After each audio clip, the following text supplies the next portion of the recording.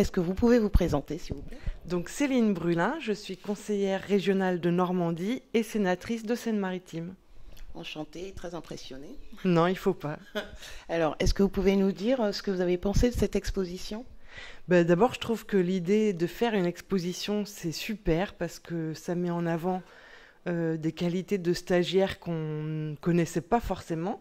Ça leur permet de s'exprimer d'une autre manière et je suis assez impressionnée par les talents qu'ils ont et puis par des messages très forts qu'ils délivrent. J'ai vu des choses qui m'ont un peu scotché. C'est remuant, ça nous fait réfléchir.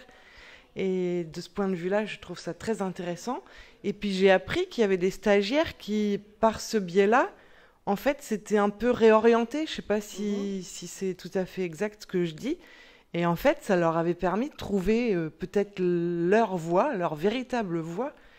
Et ça, je trouve que c'est super parce que c'est comme ça qu'on peut s'épanouir quand on trouve vraiment sa voie ou une des voies, parce qu'on n'en a pas forcément qu'une seule, dans laquelle on peut s'exprimer. Et puis, si on peut allier le travail, la profession et la passion, je crois que c'est ce dont tout le monde rêve. En plus de ça, vous avez comme ça un visuel de l'investissement de l'argent et aussi du rendement donc immédiat. J'imagine que ça va être quelque chose que vous pourrez diffuser ou en parler aux autres. Absolument. Je pense que ce serait bien que des tas de financeurs viennent voir parce qu'il y a quelquefois des collectivités qui mettent de l'argent, et c'est très bien, sur des tas de projets. Mais je trouve que d'aller voir sur le terrain ce que ça donne, de discuter avec les gens, de mettre un peu d'humanité, de réalité de terrain sur tout ça, c'est enrichissant pour tout le monde et puis ça permet de se connaître, voire d'améliorer ensuite des dispositifs et c'est jamais mauvais.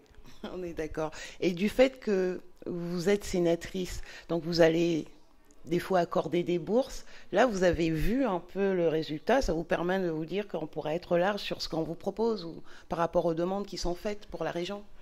C'est plutôt du côté de la région qu'il y a des financements pour les formations. Moi, je suis attentive. En plus, moi, je siège dans la commission qui s'occupe justement de la formation, de l'apprentissage, etc. Donc, oui, il faut y mettre des moyens. Alors, en ce moment, il y a plein de gros débats parce que c'est plutôt vers l'apprentissage que la formation veut s'orienter.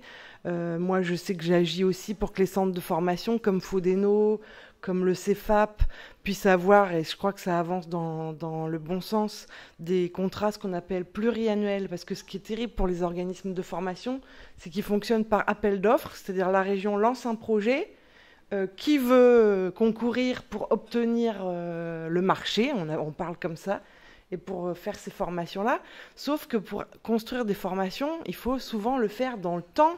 Il faut construire des équipes, il faut qu'elles puissent s'expérimenter. Enfin, il y a tout un travail de long terme à faire.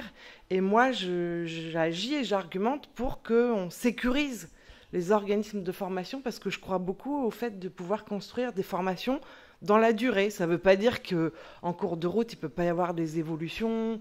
Bon, il y a des choses qui doivent sûrement bouger en cours de route, mais je pense que quand on travaille dans l'insécurité sans savoir ce qu'on va devenir demain, ce n'est pas les meilleures conditions de travail pour construire des choses solides. Ça, c'est bien dit et c'est vrai, effectivement, parce que nous-mêmes, nous sommes aussi en formation.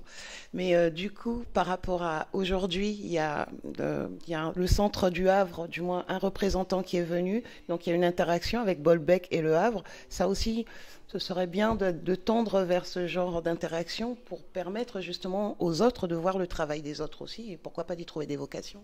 Absolument. Et puis, c'est un secret, je pense, pour personne, mais Bolbec n'a pas toujours une super image, malheureusement. Parce que pour bien connaître cette ville, je trouve qu'elle a des tas d'atouts et qu'elle gagne à être connue. Et donc, s'il y a des gens du Havre et d'ailleurs qui peuvent, à travers cette exposition, venir dans notre ville, on en sera ravis et on les accueillera du mieux qu'on peut. Merci beaucoup. En tout cas, on vous remercie. On vous souhaite donc une belle visite de cette exposition. Merci à vous et bravo pour toutes ces initiatives.